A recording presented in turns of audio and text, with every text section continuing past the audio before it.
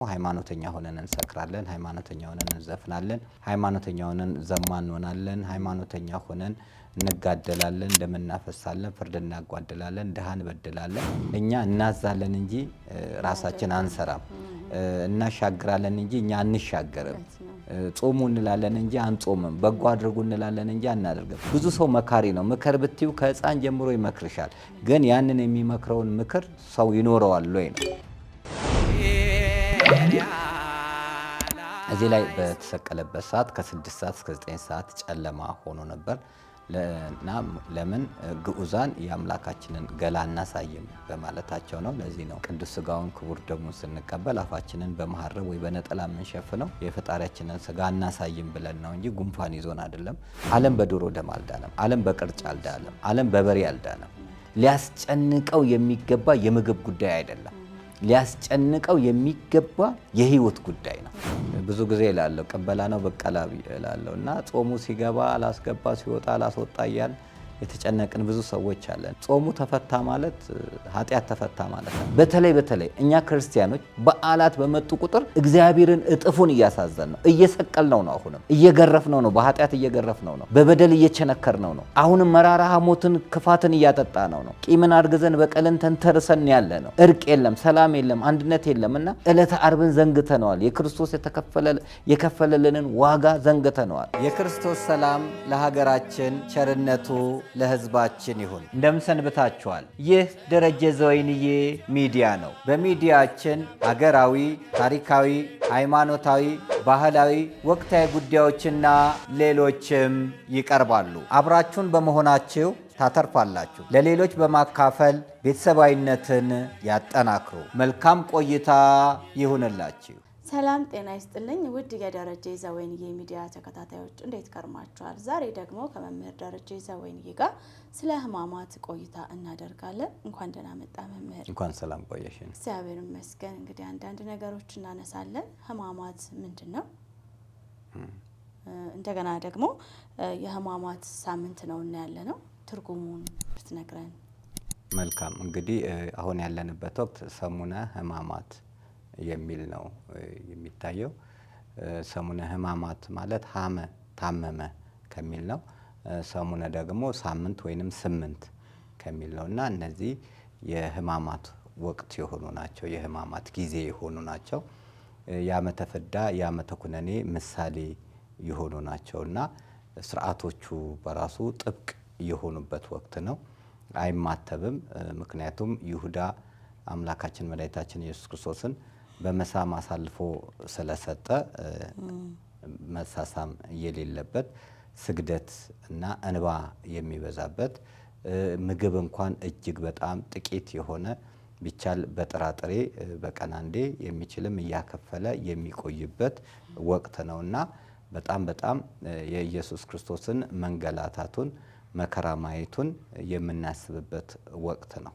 ስለዚህ ሰሙነ ህማማት ማለት የህማማት የመከራ የስቃይ ሳምንት ተብሎ ነው የሚጠራው።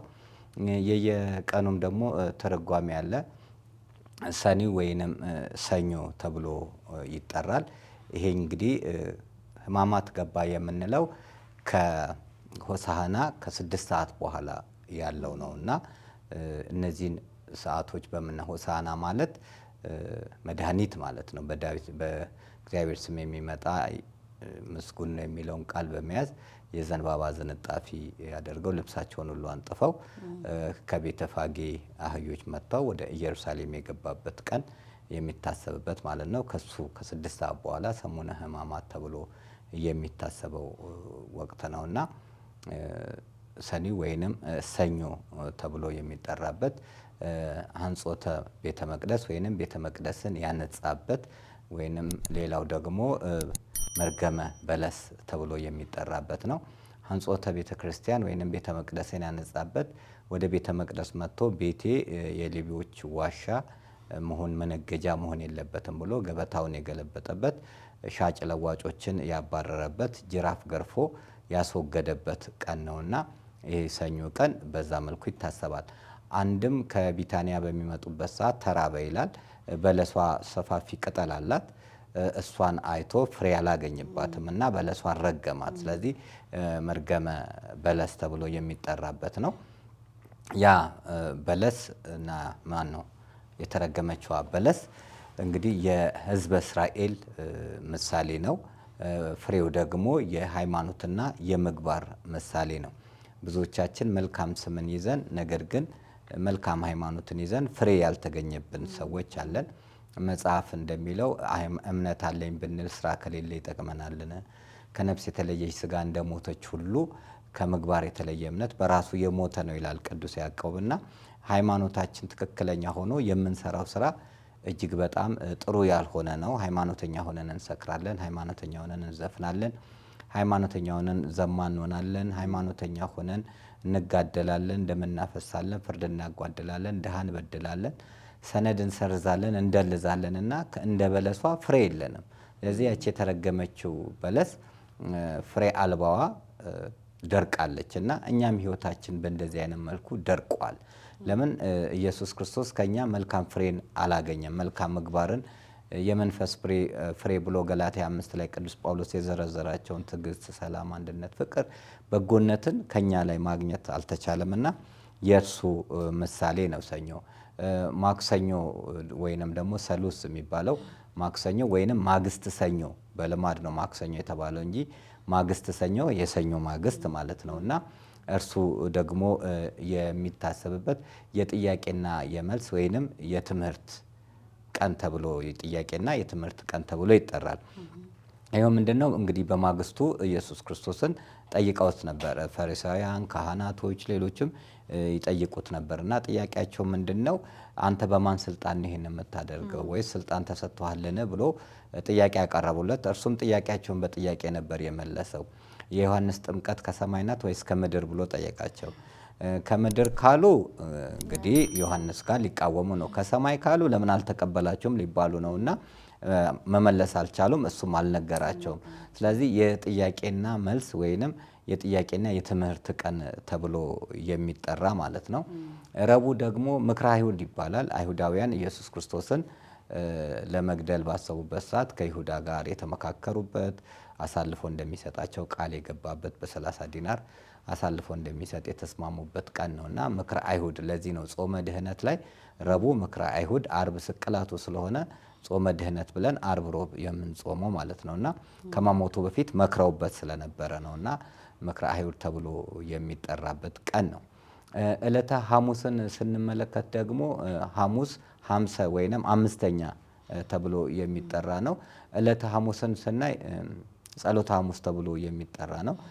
ጸሎተ ሐሙስ በጌቴሴማኒ አምላካችን ጸሎትን ያስተማረበት ስፍራ ነው። ወደ ፈተና እንዳትገቡ ትጉና ጸልዩ ብሎ ያለበት ነው። ከመቤታችን መቃብር ከፍ ባለበት ቦታ እዛ ቦታ ላይ አጸዶቹ ሐመልማል ያሉበት አሁንም ድረስ አለ ጌታችን የጸለየበት ስፍራ ነውና አንድም ጸሎተ ሐሙስ ይባላል። አንዱም እሴተ ሐሙስ ተብሎ ይጠራል። እጽበተ እግር ይባላል። እጽበተ እግር ማለት የሐዋርያቶችን እግር ዝቅ ብሎ ያጠበበት፣ ጴጥሮስን ባጠበበት እጁ ይሁዳንም የሚሸጠውንም ያጠበበት ታላቅ ቀን ነው። እንደዚሁ አድርጉ ያለ ብዙ ጊዜ አይተሽ ከሆነ እኛ እናዛለን እንጂ ራሳችን አንሰራም። እናሻግራለን እንጂ እኛ አንሻገርም። ጾሙ እንላለን እንጂ አንጾምም። በጎ አድርጉ እንላለን እንጂ አናደርግም። ብዙ ሰው መካሪ ነው። ምክር ብትዩ ከሕፃን ጀምሮ ይመክርሻል። ግን ያንን የሚመክረውን ምክር ሰው ይኖረዋል ወይ ነው። ባልና ሚስትን አስታርቂ ብትባይ ትመክሪያለሽ። ያንን ምክር ግን አንቺ ትኖሪያለሽ ወይ ነው። ለዚህ ነው ሀሳብ መስጠትና ቡጢ ለሰጪው ቀላል ነው የሚባለው። መምከር በጣም ቀላል ነው እና እርሱ ግን አምላካችን መድኃኒታችን ኢየሱስ ክርስቶስ ተጠምቆ ነው፣ ጥምቀትን ጸልዮ ነው፣ ጸሎትን በጎ ሰርቶ ነው፣ በጎ መስራትን ተምሮ ነው ያስተማረው። በቤተ መቅደስ ቁጭ ብሎ ይማር ነበር። አዋቂው ጌታ እንዳላዋቂ ሆኖ ይማር ነበር። ስለዚህ ዝቅ ብሎ ትህትናን አሳይቶ እንደዚሁ እናንተም አድርጉ ብሎ ያለበት ነው እና በዚህ በጸሎተ ሐሙስ ቀን ወይንም እጽበተ እግር ተብሎ የሚጠራበት ቀን ነው። አይተሽ ከሆነ በለሆሳስ ቅዳሴ ይካሄዳል። በለሆሳስ ኢየሱስ ክርስቶስን ስለያዙት በዛን ቀን በለሆሳስ ቅዳሴ የሚቀደስበት ፓትርያርኩ የሊቃነ ጳጳሳትን እግር የሚያጥቡበት ምሳሌ ቀን ነው። አንድም የሚስጥር ቀን ተብሎ የሚጠራ ነው ሐሙስ።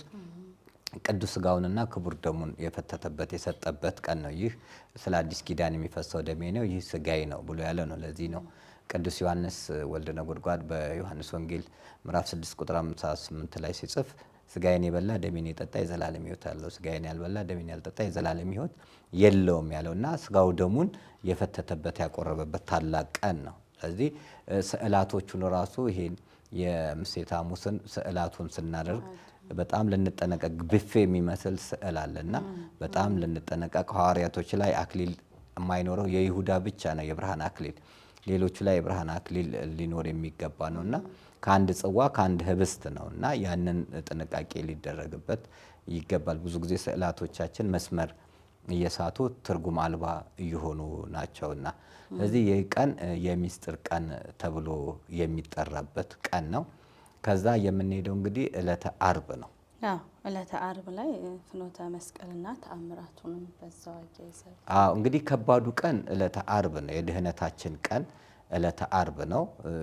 ይቺ ቀን በጣም ከባድ የሆነ በስግደት አብዝተሽ የምትሰግጅበት አብዝተሽ የምታለቅሽበት ከሕማማቱ በተለየ ደግሞ ዕለተ አርብ ከባድ ነው። ምክንያቱም ሐሙስ ምሽት ከያዙት በኋላ እንግዲህ ኢየሱስ ክርስቶስን ያንገላቱበት ወቅት ነው። የተገረፈበት መከራውን ያየበት ቀን ነው እና ይሄ 14 ፍኖተ መስቀል ተብሎ የሚጠሩ አሉ። በግዕዝ የመስቀል መንገድ 14ቱ የመስቀል መንገድ ተብሎ የሚጠሩ ነውና እነዚህ ምንድነው? ቪያ ተብሎም ቪያ ማለት መንገድ ማለት ነውና ቪያ ዶሎሮዛ ተብሎ የሚጠራ ነው። ዶሎሮዛ ማለት መንገድ ማለት ነው። የመከራ ቪያ ማለት መከራ ነው። ያኛው በላቲን ቪያ ዶሎሮዛ ይባላል እና የስቃይ የመከራ የጭንቀት የሕማም መንገድ ተብሎ የሚጠራ ነው። በዕብራይስጥ ደግሞ ገበታ ተብሎ ይጠራል። በግሪክ ሊቶስትራ ተብሎ የሚጠራ ነው። እንግዲህ ይሄ ሊቶስትራ ተብሎ ከሊቶስትራ እስከ ቀራኒዮ ያሉ 14ቱ ፍኖተ መስቀል ተብሎ የሚጠሩ ነው። ይሄ የጲላጦስ አደባባይ ነው መነሻው። ጲላጦስ እንግዲህ ኢየሱስ ክርስቶስ ላይ እንዲገርፏት አሳልፎ የሰጠበት ቦታ ነው። ፈራጁ ንጉሥ በምድራዊ ንጉሥ ፊት ተዳኘ። እውነተኛው ንጉሥ እውነት ባልሆነው ንጉሥ ፊት ተዳኘ። እውነት ምንድን ነው እስኪባል ድረስ እውነትን አላወቁም። ስለዚህ ዝምን ያለው እና እርሱን ኢየሱስ ክርስቶስን 40 ጅራፍ እንዲገርፉት አሳልፎ የሰጠበት ስፍራ ነው እና ያ ሊቶስጥራ ተብሎ የሚጠራው ወይንም ገበታ ተብሎ የሚጠራው ስፍራ ማለት ነው። ከዛ ምዕራፍ 2 ላይ ልብሱን አውልቀው ልብስ ከለሜዳ አልብሰው አክሊለ ሦክ ደፍተውበት የአይሁድ ንጉሥ እያሉ ይስቁበት ይሳለቁበት የነበረ ስፍራ ነው። እንዲሁም በጅራፍ የተገረፈበት ስፍራ ነው። 6666 ጊዜ በጅራፍ የተገረፈበት ስፍራ ነው። አንድም መስቀል እንደገና ልብሱን መልሰውለት መስቀል ያሸከሙት እና ፍኖተ መስቀሉን ጉዞውን የጀመረበት ስፍራ ምዕራፍ 2 ተብሎ ይጠራል። ምዕራፍ 3 ላይ አምላካችን መድኃኒታችን ኢየሱስ ክርስቶስ ለመጀመሪያ ጊዜ ከመስቀሉ ክብደት የተነሳ የወደቀበት ስፍራ ነው። ምዕራፍ 4 ላይ አጠገብ ላጠገብ ነው። እናታችን እመቤታችን ቅድስት ድንግል ወላዲተ አምላክ ልጇ በመስቀል ላይ ተንገላቶ ደሙ እየፈሰሰ ያየችበት ስፍራ ነው ምዕራፍ 4። ምዕራፍ 5 ላይ የቀሬናዊው ስምዖን ቀሬናዊው መስቀሉን እንዲያግዘው የተደረገበት ነው። 2 ደጋግ ልጆች ከ72ቱ አርድእት ውስጥ የተጨመሩ ልጆች ቅዱስ ጳውሎስም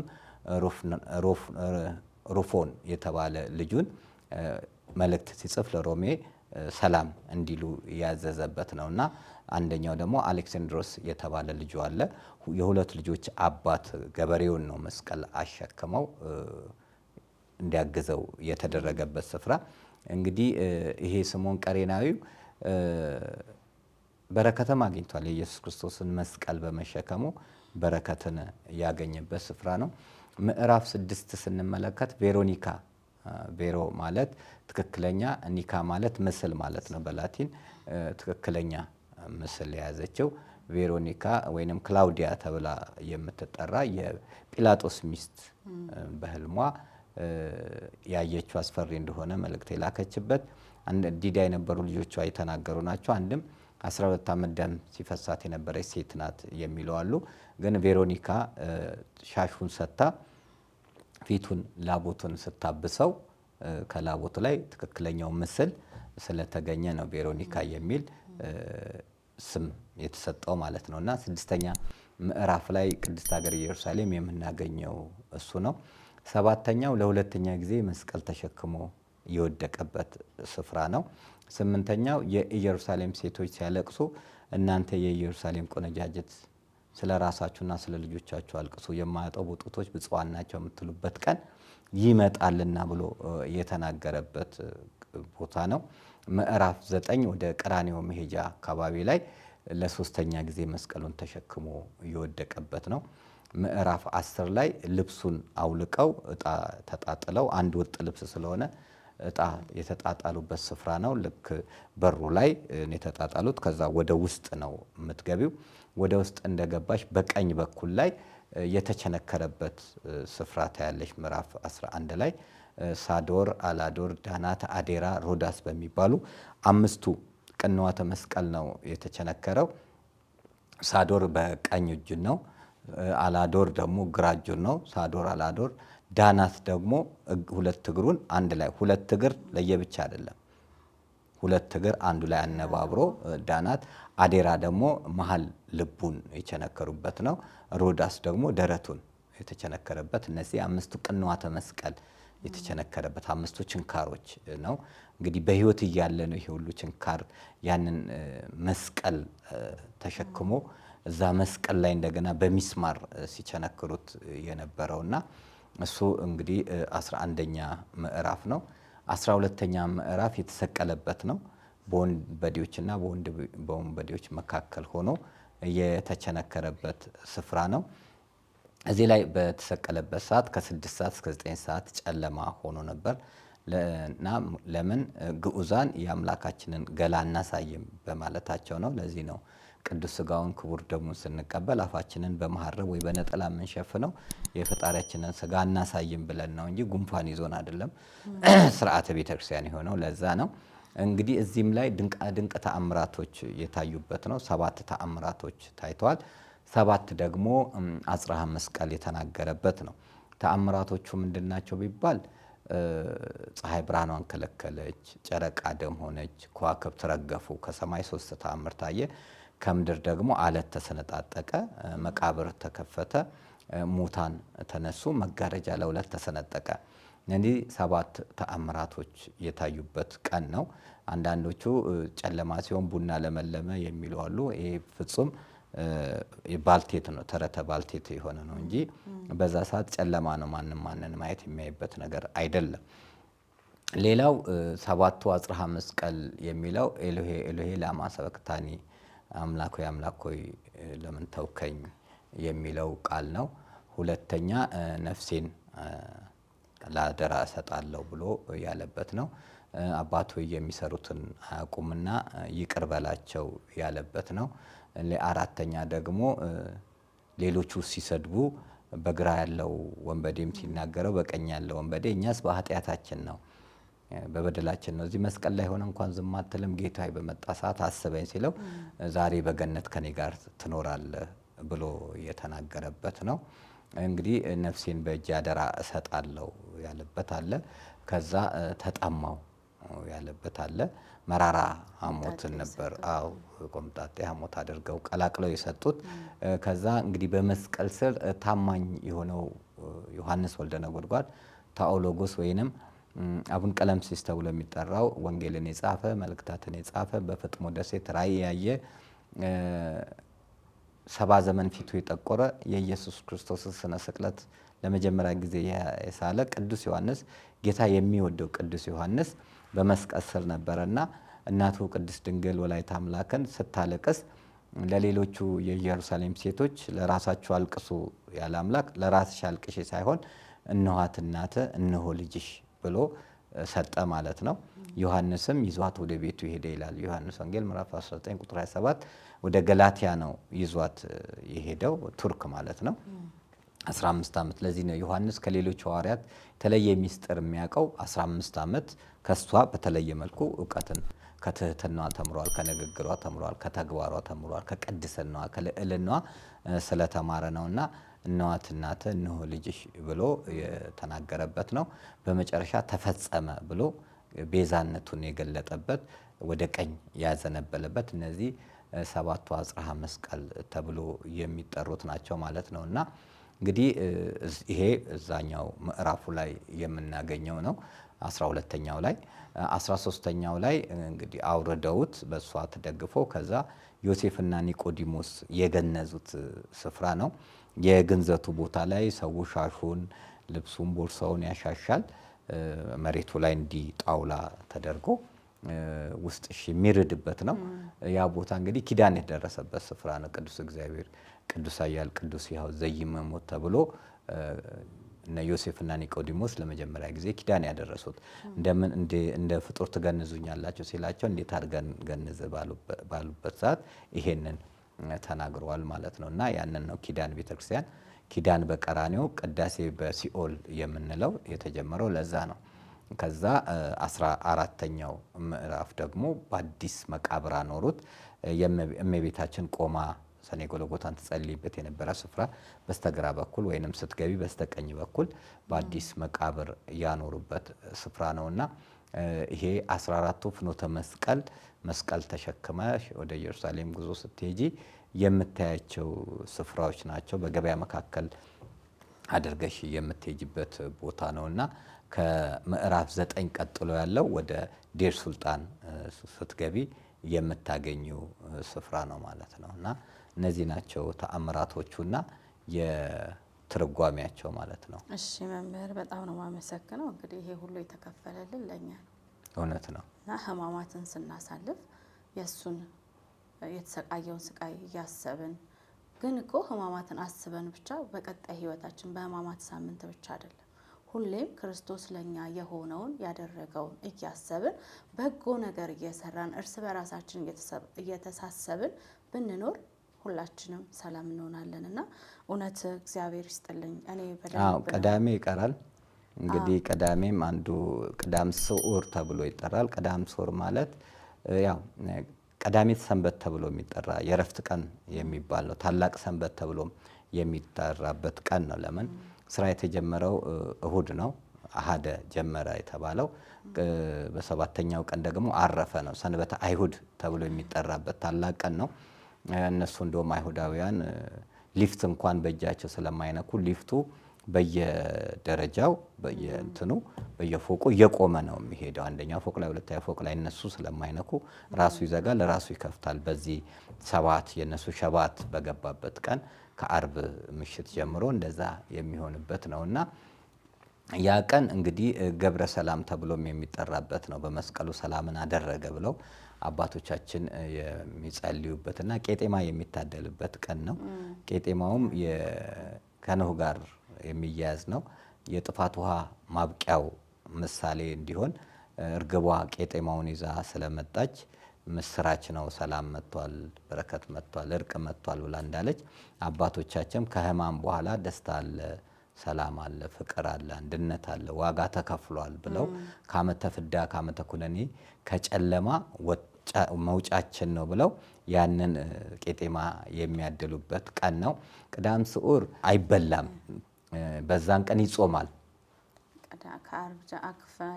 በሌላ ጊዜ ቅዳሜ ሰንበት ስለሆነ 6 ሰዓት ማለፍ አትችይም። እህል ብታጭ አፈር ቅመሺ ነው። አሁን ግን አክፍሎት አለ። እናታችን እመቤታችን ቅድስት ድንግል ማርያምና ሐዋርያት የጌታን ትንሣኤ ሳያዩ አንበላም ስላሉ አርብ ጀምሮ እስከ እሁድ የማይበሉ አሉ። የማይችሉ ደግሞ ቅዳሜን የሚያከፍሉ አሉ። ስለዚህ ስዑር ማለት ያ የትጾሚው ማነው ትበይ የነበረው ወደ ጾም ተቀየረ፣ ተሻረ ይላሉ። ሰንበት አልተሻረም። ሰንበትነቱ እንደተከበረ ሆኖ የምትበዩ ሰዓት ግን በዛን ዕለት እንደ ሌሎቹ እንደ አርብና እንደ እሮብ እንደ ሐሙስና እንደ ማክሰኞ ሆነ ነው። ስዑር የሆነበትና የዛን ቀን በአብዛኛው የአክፍሎት ወቅት ነው። እናቶቻችንም ለትንሣኤ ስራ የሚሰሩበት ወቅት ነው። በዚህ አጋጣሚ ብዙ ጊዜ ሰዎች የሚጠይቁት ጥያቄ አለ። ለምሳሌ እርድ መቼ ነው የሚካሄደው የሚል ጥያቄ አለ እና እኔ እስከማውቀውና እስከሚገባኝ ሰው ሊፈስግና ሊጨነቅ የሚገባው በኢየሱስ ክርስቶስ ክቡር ሥጋው ቅዱስ ደሙ ነው። ዓለም በዶሮ ደም አልዳነም። ዓለም በቅርጫ አልዳነም። ዓለም በበሬ አልዳነም። ሊያስጨንቀው የሚገባ የምግብ ጉዳይ አይደለም። ሊያስጨንቀው የሚገባ የህይወት ጉዳይ ነው። የተከፈለለት ያሳለፍሽውን መከራ ነው አይደለም። አምላካችን የከፈለውን ዋጋ አንቺ ያሳለፍሽውን እነዚህን አጽዋማት ስትጾሚ ካሉት 7ቱ የህግ አጽዋማት ከባዱ ጾም አብይ ጾም ነው። አብይ ማለት ዋና ነው። ጾመ ሁዳዴ ወይንም ሰፊ ጾም ነው። በዚህ ውስጥ ከበሮ ተሰቅሎ የንስሐ መዝሙር እየተዘመረ እስከ 12 ሰዓት እየተጾመ ከመዝሙር እንኳን ቸብቸቦ መዘመር የተከለከለበት ከባድ ወቅት ሆኖ አልፎ ደግሞ ሰሞነ ሕማማት ሲመጣ ከሌሎቹ የበለጠ የምትሰቃይበት፣ ራስሽን የምትገርፊበት፣ ራስሽን የምታንገላችበት ወቅት፣ በስግደት የበለጠ የምታደክሚበት፣ አለባበስሽ ራሱ የሚቀየርበት፣ ከአልጋ የምትወርጅበት ገብቶሻል። ባልና ሚስት እንኳን ሩካቤ ቢያደርጉ የተወገዙ ነው የሚሆኑት። እጅግ በጣም ከባድ ቀን ነው። በጾምም አይፈቀድም። በተለይ በዚህ ወቅት አልጋ ላይ የምትተኝበት ሳይሆን መሬት ተኝተሽ መከራ የምታስቢበት የተገረፈው የተንገላታው አምላክሽ መድኃኒት ኢየሱስ ክርስቶስ በቁስሉ የፈወሰን በእርሱ ቁስል እኛ ተፈወስን ስለሚል በቁስሉ ቁስሉን እያሰብሽ የምትቆይበት ወቅት ነው። እዚህ ትንሣኤውን ስታስቢ የምትአስቢውና የምትዘጋጂው በኢየሱስ ክርስቶስ ስጋና ደም በቅዱስ ቁርባኑ ከብራለሁ ነው እንጂ በምትበዩ ስጋዊ በሆነ ነገር አይደለም። እና እርድ ከ6 ሰዓት በኋላ ነው የሚሆነው እንጂ በጾም አይታረድም። ለዚህ ነው ወደ ቅድስት ሀገር ኢየሩሳሌም ከጾም በፊት በተዘጋጀው ምግብ ነው ኢየሩሳሌም ላይ የምታስፈስኪው። በጾም ውስጥ እርድ የለም። ቤተክርስቲያን እርድ ላይ ትልቅ አቋም አላት። ለምሳሌ የማይጾም ሰው አያርድም። ጿሚው ነው ወንድ ነው የሚያርደው። ዝም ብለን ያገኘነውን ስጋ አንበላም። ሴቷ ባርካ አታርድም። እዚህ ስርዓቶቹ ሊጠበቁ ይገባልና በዛም ወቅት በተለያየ ነገር ጾማችንን ልንፈታ ይገባል። አንደኛ ቅባት ያልበዛበትን ነገር ልንጠቀም ይገባል። እንቁላል፣ አይቡን ልንጠቀም፣ እርጎውን ልንጠቀም፣ ተልባ ልንጠቀም ይገባል። ሽሮ በቅቤውን ልንጠቀም ይገባል።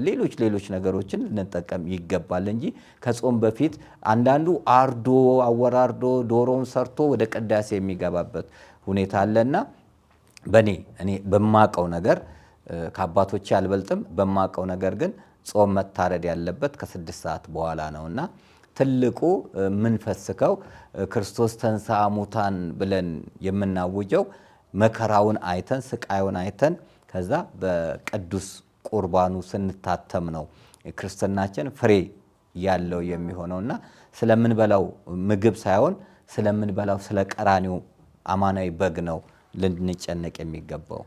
በጣም ነው የማመሰግነው። እስኪ በመጨረሻ የምታስተላልፈው መልእክት ካለ? መልካም ነው። አሁን ጾሙን ይዘናል። እንዴት ነው የምንፈታው ነው? ጾሙንም ከነቂሙ ያዛለ እኮ ከነጠላቻ ጾሙን ያዛለ። ብዙ ጊዜ እላለሁ ቅበላ ነው በቀላ እላለሁ እና ጾሙ ሲገባ አላስገባ ሲወጣ አላስወጣ እያልን የተጨነቅን ብዙ ሰዎች አለን እና ጾሙ ተፈታ ማለት ኃጢአት ተፈታ ማለት አይደለም። ኃጢአት የሁል ጊዜ ነው። ሰው እስከሆነን ድረስ ብንወድቅ እየተነሳን እንቀጥላለን እንጂ ጾሙ ቢፈታም ኃጢአት አልተፈታምና ከኃጢአት ልንቆጠብ ይገባል። ሁለተኛ ይህንን አብይ ጾም በምናስብበት ሰዓትና ትንሣኤን በምናስብበት ሰዓት በኮንሰርት ልናከብር አይገባም። እኛ ዘፋኞችን ስላበረታታን ስለተገኘን ነው። የሚበላ ሰው ከሌለ ምግብ ቤት አይኖርም። ስለዚህ ኮንሰርት ዘፋኙም ኦርቶዶክስ ነው፣ አድማጩም ኦርቶዶክስ ነው። በመጠጥ በመስከር አይደለም ትንሣኤ ልንቀበል የሚገባው። በጭፈራ አይደለም ትንሣኤ ልንቀበል። የተከፈለልንን ዋጋ ልንረሳ አይገባም። ሚሻ ከዚህ በፊት ኢንተርቪው ሳደርገውም ነግሬው ነበረና በቀራኔው ዋለ እያሉ እስክስታ የለም። ሌላው ቀርቶ የሚደረጉ ዝግጅቶች በራሳቸው ይሄ የዓለም ሚዲያ ስህተት ነው። ገናም ምክንያት በማድረግ እየተባለ ትንሣኤን ምክንያት በማድረግ እየተባለ የሚተላለፉት ፕሮግራሞች፣ የሚተላለፉት ዝግጅቶች፣ ጭፈራ ያንን ሃይማኖት የማይመለከት ነው። ስለ እስልምናው ከሆነ የእስልምናውን የሚመለከት ነገር ነው መተላለፍ። ስለ ክርስትናውም ከሆነ ክርስትናውን፣ ሌላው ቀርቶ ዕለቱን ትንሣኤ ላይ ስለ ገና አይደለም የምትናገሪው፣ ስለ ጥምቀት አይደለም፣ ስለ ትንሣኤ ነው የምታደርጊውና ትንሣኤን የምናከብረበት ነገር ከኃጢአት በራቀ መልኩ ልናከብር፣ የተቸገረውን በመርዳት ያዘነውን በማጽናናት ሆስፒታል ሄዶ በመጎብኘት እስር ቤት ሄዶ በመጎብኘት አንዳንዱ በአልጋ ቁራኛ በደዌ ዳኛ ተይዞ ተጨንቋልና እግዚአብሔር ይማር ማለት እኛስ በዛ ቦታ ብንሆን ከወላጆቹ ከቤተሰቦቹ ከዘመድ ከጎረቤት የራቀና የታሰረ አለ። አካሉ መታሰር ሳይሆን አይምሮ የታሰረ አለ። እነዛን ሄዶ የተፈናቀሉ ሰዎች አሉ። አሁን በዚህ በኮሪደር ልማት ምክንያት ብዙ ቤታቸው የፈረሰባቸው የተንገላቱ ደስታ ያጡ ሰዎች አሉ። እነዛን ሄዶ በመጎብኘት ነው ልናደርግ የሚገባውና በዓሉን የምናከብርበት ሰዓት ነዳያን እናስባለን፣ መልካም ነው። ግን ከዛ ውጪ ደግሞ ልብስ የሸፈነው ጥርስ የከደነው በቤት ውስጥ በዓልን መጣብኝ የሚሉ መጣልኝ ሳይሆን መጣብኝ የሚሉ የኑሮ ውድነቱ እንደምታየው ነው። እያንዳንዱ ኪራይ፣ የቤት ኪራይ፣ የትራንስፖርት ወጪው ደሞዝና ኑሮ የማይመጣጠንበት ነው። ዶሮ ለመግዛት ዶሮ አሁን ለዶሮ የምናወጣው ብር ከዚህ በፊት በሬ የሚገዛ በግ የሚገዛ ነው። ዛሬ ዶሮን አባቶቻችን በዚህን ያክል ገዝቼ ቆዳውን እንዲሸጨ ይሉ ነበር። በእኛ ጊዜ ደግሞ ብዙ አይተን ነበር። አሁን ግን እየባሰ የመጣበት ነውና እነዚህ ነገሮች ሊስተካከሉ ያስፈልጋል። አስረሽ ምቺው ቢቀር እንኳን ጨፍረን ዘምረንም ለሀገራችን ሰላም ባደረግን። ኢትዮጵያ እንደዚህ አይነት ማጥ ውስጥ ባለችበት ሰዓት መፈነቃቀል፣ ደም መፋሰስ፣ ማልቀስ፣ መገዳደል በበዛበት ሰዓት ወጥተሽ ለመግባት ጭንቅ በሆነበት ሰዓት በዚህ በመከራ ሰዓት ላይ በሌላ እንደገና በኃጢአት ላይ ኃጢአትን በበደል ላይ በደልን ሰርተን እግዚአብሔርን ከምናሳዘንና በነገራችን ላይ የኢትዮጵያ መከራ የረዘመው ወደ እግዚአብሔር ስላልተመለስን ነው። እስራኤላውያን የ40 ቀን መንገድ 40 ዓመት የሆነባቸው ስላጉረመረሙ ነው። ለዚህ ነው ከ600,000 ሕዝብ በላይ ቃል ተገብቶላቸው ሁለቱ ብቻ ኢያሱና ካሌብ ነው ከነዓንን የወረሱት። ሌሎቹ በረሃ ላይ ነው የቀሩት። እኛም ይሄ መከራ የበዛብን፣ ስቃዩ የበዛብን፣ እንግልቱ የበዛብን እጅግ ደስ የማይሉ ነገሮችን የምናየው የምንሰማው ወደ እግዚአብሔር ስላልተመለስን ነው። በተለይ እኛ ክርስቲያኖች በዓላት በመጡ ቁጥር እግዚአብሔርን እጥፉን እያሳዘን ነው፣ እየሰቀልነው ነው፣ አሁንም እየገረፍነው ነው፣ በኃጢአት እየገረፍነው ነው፣ በበደል እየቸነከርነው ነው። አሁንም መራራ ሐሞትን ክፋትን እያጠጣ ነው። ቂምን አርግዘን በቀልን ተንተርሰን ያለ ነው። እርቅ የለም፣ ሰላም የለም፣ አንድነት የለም እና ዕለተ ዓርብን ዘንግተነዋል። የክርስቶስ የከፈለልንን ዋጋ ዘንግተነዋል። በመስቀሉ ድል ያደረገ ጥልን የገደለውን አምላክ ዘንግተነዋልና እኔ እነዚህን ጊዜያቶች እንደው የበለጠ አምላክን ከምንበድል ያለን ኃጢአት በቂ ስለሆነ እሱኑ ልንናዘዝ ይገባል እንጂ በኃጢአት ላይ ኃጢአት በበደል ላይ በደል መሸከም ስለሌለብን ከትንሣኤ በኋላ የምናደርጋቸውንም ነገሮች ልንጠነቀቅ ይገባል። ትንሣኤንም በእንደዚህ አይነት መልኩ በፍቅር በትህትና የተጣላን ታርቀን የወሰድን መልሰን የበደልን ክሰን የራቅን ቀርበን በጎ በማድረግ ልናከብረው ይገባል። በመበል በመጠጥ ሳይሆን በበጎ ስራ ህሊናችንን ልናረካ ይገባል። ለአንድ ለተራበ ሰው ብታበይ ሁልጊዜ አይምሮሽ ሰላም ይኖረዋል። ለአንድ ለታረዘ ሰው ብታለብሺ፣ ስንት የጎደለበት ሰው አለ። እንደው ለዘይት መግዣ ብለሽ ብትሰጪ፣ ዶሮ መግዣ ብለሽ ብትሰጪ፣ ቅቤ መግዣ ብለሽ ብትሰጪ፣ ሽንኩርት ለመግዛት የተቸገረ ሰው አለ። ያንን ብታደርጊ በእውነት የአምላክሽን ትንሣኤ አብረሽ በበጎ ነገር ትነስሻለሽ ማለት ነውና ህዝበ ክርስቲያኑ እጅግ ልንጠነቀቅበት ይገባል እላለሁ። እውነት ነው መምህር፣ እጅግ አድርጌ አመሰግናለሁ። ለድሃ የሰጠ ለእግዚአብሔር አበደረ ነውና ማካፈል መስጠት ይሁንና ልማዳችን። እንደዚሁም ደግሞ በዓላትን ተቸግረው ለሚያሳልፉ ያለንን ነገር እንግዲህ በግና ቅርጫ የሚያስገባ ቅርጫውን ለድሃ በጉን ለራሱ እየተካፈልን በዓላትን ብናሳልፍ እንላለን። መምህር እድሜና ጤና ይስጥልን።